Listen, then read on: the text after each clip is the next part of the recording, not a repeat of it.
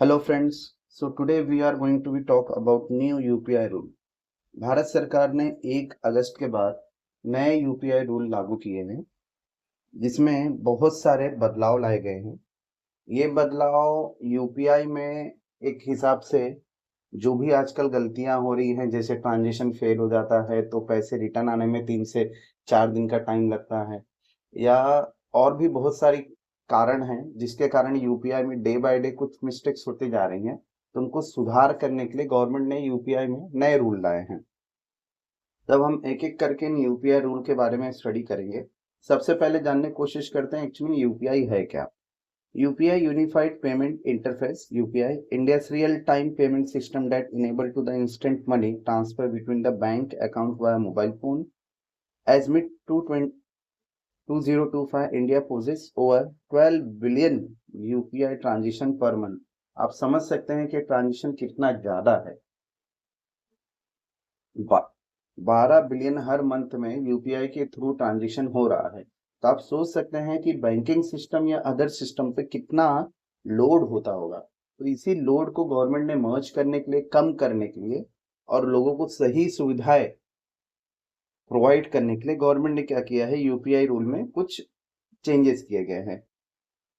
ये changes UPI app के through आपको पता चलेंगे और दूसरा कुछ बदलाव से बहुत सारे चीजों पर इम्पैक्ट भी होगा। तो इसी इम्पैक्ट को हम एक एक करके स्टडी करेंगे और देखेंगे। So let's begin first. अब इन जो यूपीआई रूल्स में इनके ऑब्जेक्टिव्स क्या है। Enhance the UPI system stability during the peak traffic. Peak traffic का मतलब क्या है, जिस समय पे ज्यादा से ज्यादा यूपीआई ट्रांसफर हो रहे हैं या ज्यादा से ज्यादा यूपीआई में काम हो रहा है, तो उस समय पर कैसा है, बहुत ज्यादा ट्रैफिक हो जाता है तो लोगों के ट्रांजेक्शन अटक जाते हैं या ट्रांजेक्शन फेल हो जाते हैं या ट्रांजेक्शन होता ही नहीं है। तो ऐसे समय पर इस टाइप के रूल्स कैसे हो सकते हैं कि आपको हेल्प कर सकते हैं। Prevent the system abuse over one query. एक के बाद एक ट्रांसफर होते जा रहे हैं तो इसमें सिस्टम में भी कहीं ना कहीं क्रैश होने का खतरा रहता है, तो उसको भी बचाना। Optimize the API load management. API just like कि थर्ड पार्टी जैसे मैनेजमेंट होता है, क्योंकि बैंकिंग के थ्रू ये डायरेक्ट चीजें नहीं हो रही है, थर्ड पार्टी के थ्रू हो रहा है। तो थर्ड पार्टी के थ्रू अगर ये हो रहा है तो उसको भी मैनेज करना। Ensure the faster processing of the auto पे एंड द फेल ट्रांजेक्शन। मतलब जल्द से जल्द ये ट्रांजेक्शन होना है और जो ट्रांजेक्शन फेल हो गए हैं उसके ऊपर जल्द से जल्द क्या करना, वर्क करना। Making the payment aggregate more accountable. Aggregate मतलब जैसा आपको चाहिए वैसा, और अकाउंटेबल होना चाहिए। तो इसके लिए फर्स्ट क्या किया गया है, daily limit on the bank balance check. So देखो अभी नए यूपीआई रूल के हिसाब से कैसा है कि आप दिन में मैक्सिमम 50 टाइम 50 टाइम्स ही क्या कर सकते हैं, आप अपना अकाउंट बैलेंस चेक कर सकते हैं किसी भी थर्ड पार्टी यूपीआई ऐप के थ्रू।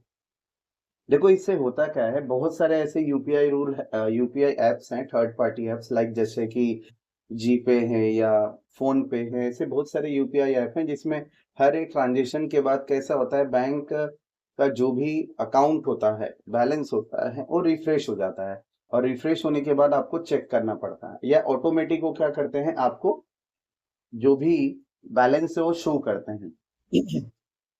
तो इससे कैसे होता है कि इससे एपीआई सिस्टम पे जो बैंकिंग ट्रांसफर सिस्टम है, थर्ड पार्टी सिस्टम, उस पर बहुत ज्यादा लोड हो जाता है कि बार बार बैलेंस दिखाना। तो इसलिए अब कैसा हो गया कि 50 टाइम्स ही क्या कर सकते हैं, आप दिन में बैलेंस चेक कर सकते हैं। अगर ये 50 से ज्यादा हो गया तो ऐसा नहीं हुआ कि आपका ये होगा नहीं, उस पर्टिकुलर डे के लिए कैसा है, आपकी लिमिट कंप्लीट हो जाएगी।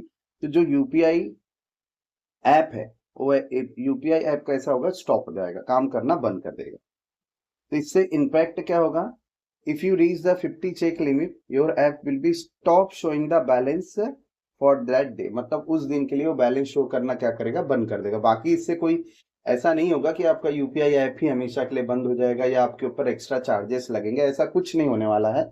बस पर्टिकुलर डेज के लिए आपकी लिमिट कंप्लीट हो गई है तो आपका यूपीआई ऐप क्या करेगा, बैलेंस शो करना बंद कर देगा।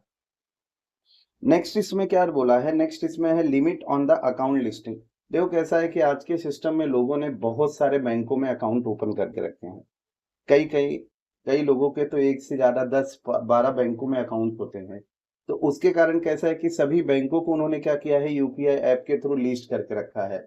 जैसे जीपे पे 5 बैंक रखा है, फोन पे 15 बैंक रखा है, तो अलग अलग है। मेनली ये ऐसा होता नहीं, लेकिन फिर भी तो उस कंडीशन में कैसा है कि जो हमारा एपीआई सिस्टम है, वो एपीआई सिस्टम पे बहुत ज्यादा लोड हो जाता है कि आप बैंक में से आप किसी यूपीआई ऐप का यूज करके जब मनी ट्रांसफर कर रहे हैं, तो मनी ट्रांसफर में भी आपको कैसा रहता है, बार बार बैंक चेक करो कि हाँ ये बैंक से पैसा भेजना है, कि वो बैंक से पैसा भेजना है, या ये अकाउंट से भेजना है, वो अकाउंट से भेजना है। जिसके कारण कैसा होता है कि काफी इसमें समय लगता है। अब कैसा कर दिया है कि UPI apps can call the least account API to show the link account only 25 times per day per user। मतलब एक यूजर 25 टाइम्स ही बैंक चेंज करके या बैंक सिलेक्ट करके क्या करेगा, ट्रांसफर कर दे पाएगा। अगर इससे ज्यादा होता है तो अगेन क्या होगा, पर्टिकुलर डे के लिए वो जो यूपीआई ऐप है वो वर्क करना क्या करेगा, बंद कर देगा। अब ध्यान देने की इधर बात है, पर डे पर यूजर बोला गया है। पर डे पर यूजर होने का मतलब क्या है कि ऐसा नहीं कि अलग अलग ऐप के थ्रू, सॉरी एक ऐप के थ्रू, आपके सभी ऐप पर ये चीजें लागू होगी। मतलब एक यूजर एक दिन में पर्टिकुलर यूपीआई ऐप, चाहे आप 4 यूपीआई ऐप यूज करो, 5 यूपीआई ऐप यूज करो, आप 25 टाइम्स ही डिफरेंट डिफरेंट बैंक के थ्रू क्या कर सकते हैं, ट्रांजिशन कर सकते हैं। अब इससे ये क्यों किया गया है, reduce the number of requests made when the app try to show the account operation every time a user opens the app। अब देखो होता क्या है इससे कि आप जितनी बार बैंक चेंज करते हैं उतनी बार कैसा होता है कि बैंक में रिक्वेस्ट जाता है मनी ट्रांसफर के लिए। जैसे फॉर एग्जांपल मैंने सपोज करो जीपे से, अपने जीपे के थ्रू किसी एक्स वाई जेड को मैं पैसा भेज रहा हूँ। अब मैंने यहाँ कोटक बैंक सिलेक्ट किया है। सो कोटक बैंक जब मैंने सिलेक्ट किया है तो मेरा रिक्वेस्ट कोटक बैंक में जाता है, और कोटक बैंक के अकाउंट से जीपे के थ्रू नेक्स्ट किसी XYZ अकाउंट में क्या होता है, पैसे ट्रांसफर होते हैं। तो ये जो इतना सिस्टम हो रहा है, ये सिस्टम में काफी समय लग जाता है, ये सिस्टम में काफी समय लग जाता है। अब इसी में कैसा है कि अगर मैं बार बार अलग अलग टाइम पे अलग अलग बैंक अकाउंट करूं तो बार बार कैसा होगा कि ये ट्रांजिशन होता है जिसमें काफी लोड हो जाता है। तो उस लोड को मैनेज करने के लिए बेसिकली ये किया गया है कि अगर आप दिन में एक ही बैंक यूज कर रहे हैं तो कोई ऐसा इशू नहीं है, लेकिन आप बार बार अगर बैंक को चेंज कर रहे हैं तो ऐसा सिर्फ आप 25 टाइम्स ही कर सकते हैं। इम्पैक्ट क्या होगा, इफ एक्सिड द ऐप में not show the your account listing temporarily.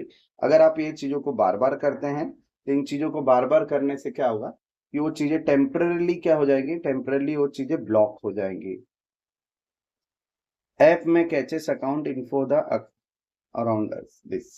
Next है फेल ट्रांजिशन। अब ये सबसे बड़ा है, व्हाट इज न्यू, इसमें ये क्या है गवर्नमेंट ने, if A UPI payment fails app can retry it only 3 times पर ट्रांजिशन। अगर आपका ट्रांजिशन फेल होता है तो ऐप क्या करेगा, आप मैक्सिमम 3 टाइम क्या कर सकते हैं कि रीट्राई कर सकते हैं। कई ऐसा होता है कि ट्रांजिशन फेल हो गया, आप उसी को 4 बार कर रहे हैं, 5 बार कर रहे थे, इससे कैसा होता है बार बार लोड होता है। Retry frequency will be restricted during the peak hour. और ये जो रीट्राई वाला जो भी है ये पीक आवर्स पे, मतलब सुबह 10 बजे से लेके 1 बजे तक का, जिस समय ज्यादा लोग यूपीआई पेमेंट का यूज करते हैं उस समय क्या होगा, ये रेस्ट्रिक्ट रहेगा। Uncontrolled retries clog the system. अब इससे क्या होता है कि अगर बार बार हम रीट्राई करते हैं तो कैसा होता है कि सिस्टम भी कुछ समय के लिए वर्क करना बंद कर देता है, क्योंकि उसी चीज को आप बार बार ट्राई कर रहे हो। अब इससे फायदा क्या होने वाला है, इससे हम पे इम्पैक्ट क्या पड़ेगा, if the payment fail you may have to wait longer और ट्राई अनदर मेथड। अगर पेमेंट फेल हो जाता है तो आपको ज्यादा समय के लिए इंतजार करना पड़ेगा, क्योंकि तुरंत तो होगा नहीं हो। अब दूसरा क्या है, आप दूसरे मेथड के थ्रू क्या कर सकते हैं, ट्रांजिशन कर सकते हैं, उस पर्टिकुलर यूपीआई ऐप के थ्रू ट्रांजिशन नहीं होगा। Consider using the different app और बैंक इफ इशू परसिस्ट। अगर आपको बार बार ट्रांजिशन फेल होने का इशू हो रहा है तो आप क्या करें, सबसे इसमें बेटर आइडिया उन्होंने ये दिया है कि आप बैंक चेंज करें या कोई दूसरी मेथड से क्या करें, ये आप करें। दूसरा, ऑटो पे टाइम स्लॉट इन्फोर्समेंट। ऑटो पे भी देखो बेसिकली होता क्या है कि मानो जैसे कि मैंने जीपे है मेरा और मैंने नेटफ्लिक्स या कोई भी जैसे कि हॉटस्टार है ये सब है, तो उसका मैंने क्या किया है, मैंने प्लान लिया है, सब्सक्रिप्शन लिया है। तो सब्सक्रिप्शन बेसिकली आपको वहाँ पूछता है फॉर ऑटो पे। अगर ऑटो पे आप कर लेते हैं तो मंथ में एक बार आपके इसमें से ऑटोमेटिकली क्या होगा कि वो बैलेंस कट जाएगा, आपको बार बार वो ट्रांजेक्शन करना नहीं पड़ता है। जिससे क्या होता है, डिस्टर्बेंस नहीं होता है।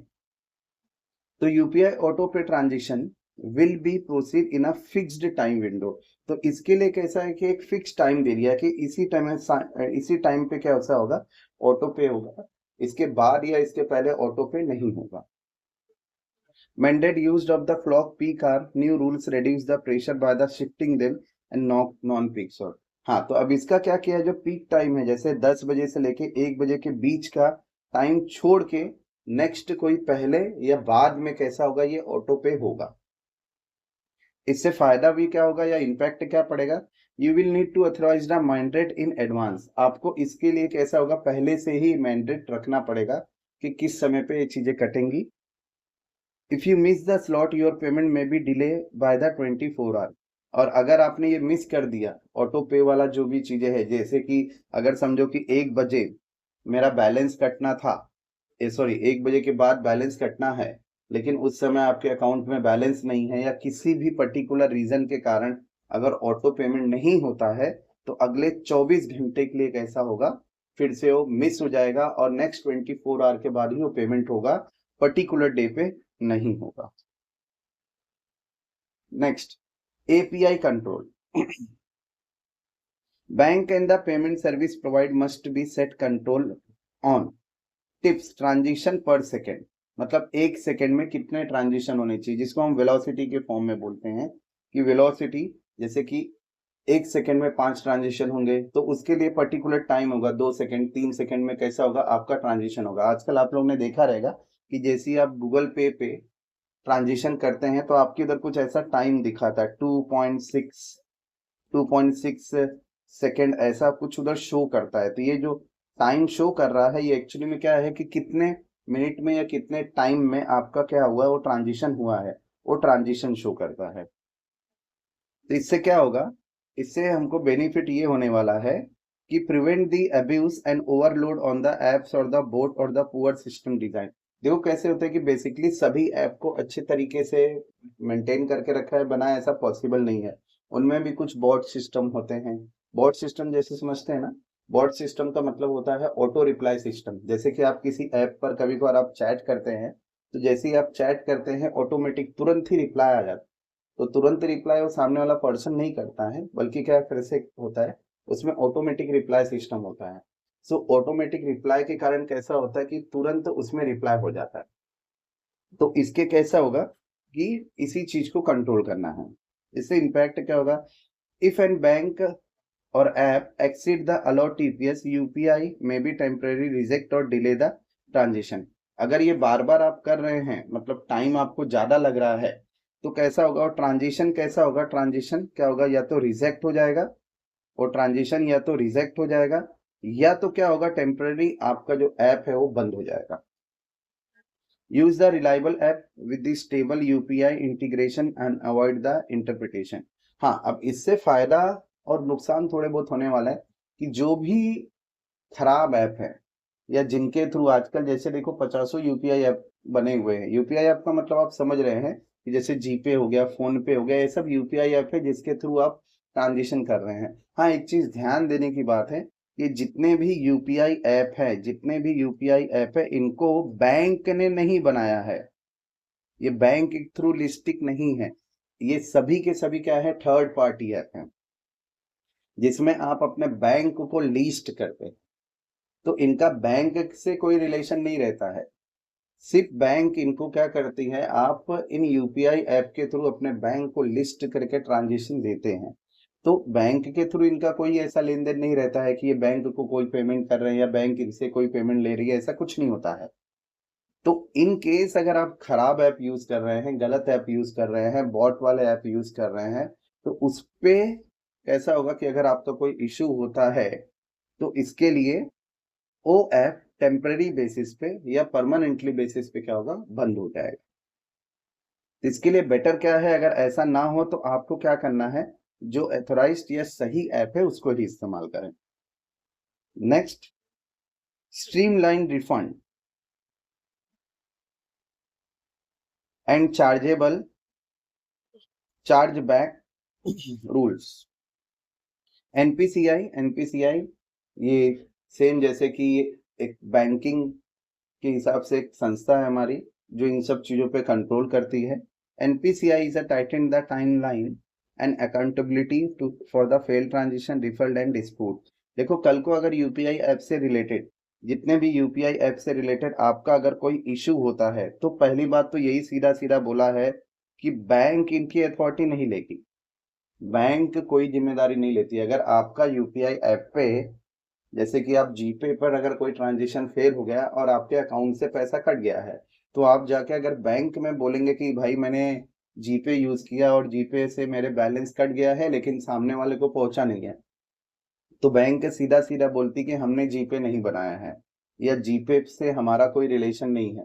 तो आपको उस कंडीशन में क्या करना पड़ता है, आपको जीपे से या जो भी एथोराइज थर्ड पार्टी ऐप है उनके कस्टमर केयर से बात करके ऐसी रिक्वेस्ट वहां भेजनी पड़ती है।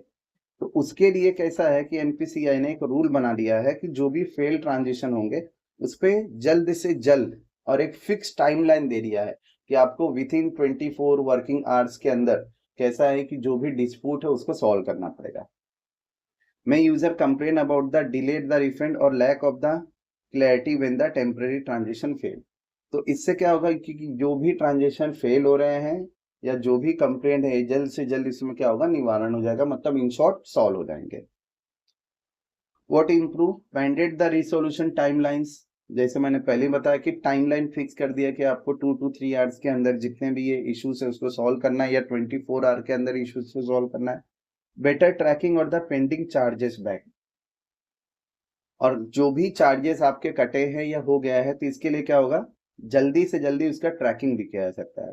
Faster refund and refund for the fail transaction, मतलब जो भी फेल ट्रांजेक्शन है इसको, इस पे आपको क्या होगा, जल्दी से जल्दी रिफंड मिल जाएगा। और इससे क्या होगा, more transparency in the dispute resolution, और जो भी डिस्प्यूट हुए हैं, जो भी मतलब आपके आपस में जितने भी टाइप के, चाहे जीपे हो यूपीआई ऐप के थ्रू जितने भी डिस्प्यूट हुए हैं, वो सब क्या होगा, उसमें मैक्सिमम ट्रांसपेरेंसी मिलेंगी। नेक्स्ट बट ये लास्ट है, UPI aggregate charges back in only payment aggregate like Roger पे, कैश फ्री, फोन पे बिजनेस मस्ट नाउ पे a small backend fee for the bank for the UPI usage. हाँ, ये थोड़ा सा इंपॉर्टेंट है। इसमें क्या होगा कि जितने भी थर्ड पार्टी ऐप हैं वो थर्ड पार्टी ऐप क्या करेंगे, अब बैंक को कोई एक छोटा सा फीस पे करेंगे। अब ध्यान देने की बात यह है कि ये उतनी बड़ी अमाउंट नहीं होगा, जस्ट 1 पैसा 2 पैसा पर ट्रांजेक्शन या 10 पैसा पर ट्रांजेक्शन, ऐसा कुछ चार्जेस पे करेंगे। तो जिसके कारण क्या होगा कि बैंक भी इन चीजों को क्या करेगी, थोड़े बहुत मेंटेन करेगी। अब ये कैसा है कि ये चीजें आपसे नहीं लिखी जाएगी, ये यूपीआई पे करेगा। इससे होगा क्या, aggregate not end user and the और the retailer maintains. Why? To make the UPI financially sustainable for the bank handling billions of the transaction। अब देखो कैसा होता है कि घुमा फिरा के भले आप थर्ड पार्टी ऐप यूज कर रहे हैं, लेकिन ये जो ट्रांजेक्शन जा रहा है ये यूपीआई ऐप के थ्रू बैंक, फिर बैंक के थ्रू यूपीआई ऐप, और फिर उसके बाद बैंक। कहने का मतलब क्या है कि जैसे कि फर्स्ट एक्स ने बैंक को से ट्रांजेक्शन किया है, फिर वो नेक्स्ट यूपीआई ऐप के थ्रू वापस बैंक में ही जाना है, क्योंकि यूपीआई कोई बैंक है नहीं है कि आपका अकाउंट को मेंटेन करे, यूपीआई जस्ट एक थर्ड पार्टी ऐप है। तो इसके कारण ये कहीं ना कहीं ये सब चीजों को बैंक ही मैनेज कर रही है। तो इससे क्या होगा कि अगर बैंक को पर ट्रांजेक्शन के पीछे या पूरा ईयरली कोई कॉस्ट कटता है, तो बैंक भी इन चीजों को प्रॉपर वे से मेंटेन करेगी। इससे कोई हम पे इम्पैक्ट नहीं होगा। Impact on you, no impact on the individual और the merchant using the UPI daily payment. इसमें हम पे कोई इस प्रकार का होने वाला नहीं है, कोई इम्पैक्ट नहीं होगा। Some business app might be revise processing fees if they pass on this cost. अब इस पे कैसा होगा कि कुछ कॉस्ट फिक्स कर दिया, जैसे 1,000 रुपया है या 2,000 रुपया है, तो आपको उसके पीछे 1 पैसा 2 पैसा कुछ पे करना रहता है। जैसे कि आप आजकल देखे रहोगे कि आप 299 का रिचार्ज पे करते हो, तो 299 रिचार्ज के ऊपर आपको जो चार्जेस लगते हो 301 रुपीज या 2 रुपीज कुछ ऐसे चार्जेस लगते हैं। तो वही फीस क्या होगा, एक मैंडेट फीस आपको पे करनी पड़ती है। सो ये सभी यूपीआई रूल्स थे जिसको भारत सरकार ने 1 अगस्त से 1 अगस्त से ही ये रूल कैसा हो गया है, ये लागू हो गया है। और आपको छोटे छोटे चेंजेस डे बाय डे ये आपको इसमें धीरे धीरे पता चलते रहेंगे। और इससे रिलेटेड अगर कोई और भी अपडेट होगा तो मैं आपको अपने वीडियो के थ्रू इन चीज़ों को इन्फॉर्म कर दूंगा। So thank you to watch my video. I hope all of you understood it. So please subscribe my channel and hit the bell icon for the next video. Thank you very much.